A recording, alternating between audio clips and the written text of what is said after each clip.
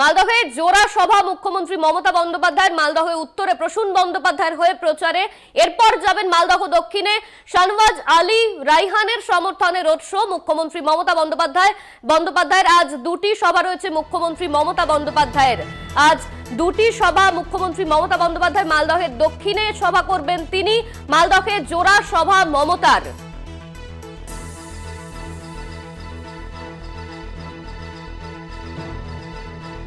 এই নিয়ে আমরা কথা বলবো। আমাদের সঙ্গে সরাসরি রয়েছেন আমাদের প্রতিনিধি গৌতম চক্রবর্তী। গৌতম, আজকে মুখ্যমন্ত্রী মমতা বন্দ্যোপাধ্যায়ের মালদহে দুটি সভা রয়েছে, ঠিক কি বার্তা দিতে চলেছেন মুখ্যমন্ত্রী মমতা বন্দ্যোপাধ্যায় সেখান থেকে?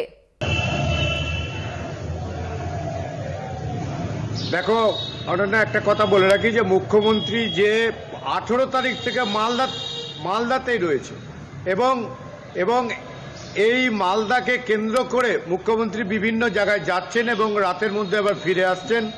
মালদার একটি নারায়ণপুরে হোটেলে রয়েছেন, কারণ আমরা দেখেছিলাম যে 2011 সালে মুখ্যমন্ত্রী যখন প্রথম পশ্চিমবঙ্গে তার নির্বাচনী সভা শুরু করেছিল, এই মালদা থেকে শুরু করেছিলেন এবং ওই হোটেলেই উঠেছিলেন এবং ওই হোটেলের বাইরে উনি অন্য কোথাও উঠেন না নির্বাচনের সময়। আজকে মুখ্যমন্ত্রী উত্তর মালদা, একদম বিহার লাগোয়া মালদা জেলার বাংলা বিহার সীমান্তের একদম শেষ প্রান্ত তুলসিহাটা, হরিশ্চন্দ্রপুরের তুলসিহাটায় জনসভা করবেন বেলা 2টোর সময়।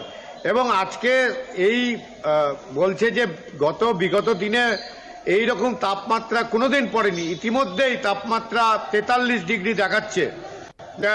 আজকে কত হবে তার ফলে লোক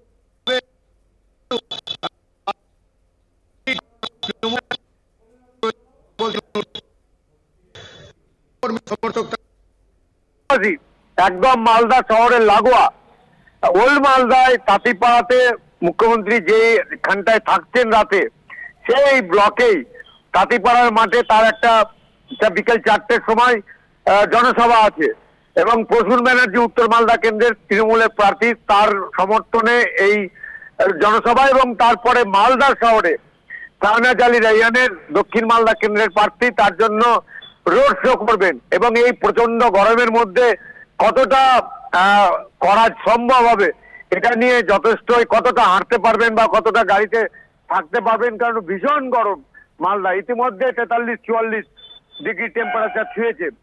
এর সঙ্গে সঙ্গে আজকে কিন্তু নিশীথ প্রামাণিক বিজেপির নেতা, তো উনিও কিন্তু আজকে রোড শো করবেন বিজেপির প্রার্থীর হয়ে।